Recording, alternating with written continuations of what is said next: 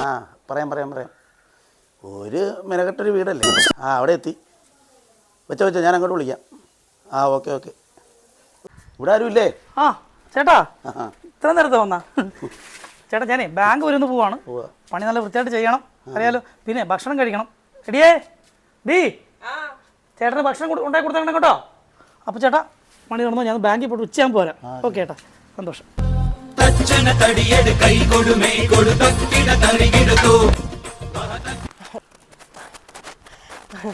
ചേട്ടാ ചായ 10 മണിയായ?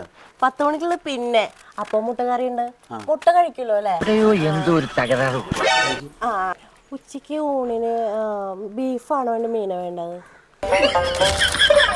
ബീഫ് മതിയില്ലേ? ഒരു മിനിറ്റ്.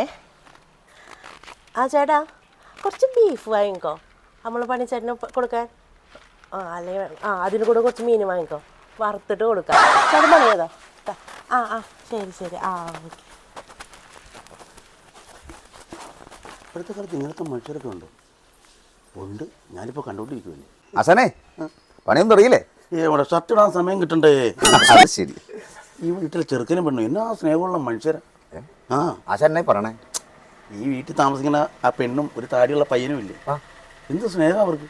വന്നപ്പോഴേ ചായ കൊണ്ട് അത് കുടിക്കുമ്പോഴത്തേണ്ട് പോയി. ആശാനെ ആ ചെറുക്കനും പെണ്ണും 1.5 മാസം മുമ്പ് കഴുക്കൂലി തൂങ്ങി വരച്ച് വീടുണ്ട്. ആ കഴുക്കൂലി മാറാൻ വേണ്ടിയിട്ട് ആശാനെ ഞാൻ വിട്ടത്.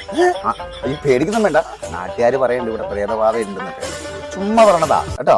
എന്തെങ്കിലും ആവശ്യം ഉണ്ടെങ്കിൽ എന്നെ വിളിച്ചാൽ മതി. ഓക്കെ, പണിയെടുക്കട്ടെ. ഇവിടെ താഴെ മനുഷ്യനായിരുന്നു ഇവിടെ പ്രേതം ഇല്ലാന്നൊക്കെ പറയണ വെറുതെ പറയണതാ.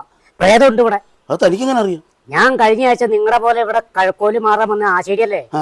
ഈ പ്രേതങ്ങളെ കണ്ട് പേടിച്ചിട്ട് അറ്റാക്ക് ഒന്ന് ചത്തുപോയാലും ഞാൻ 8 ദിവസമാണ് ചത്തിട്ടത്. ചൂട് മാറിയിട്ടില്ല തൊട്ട്.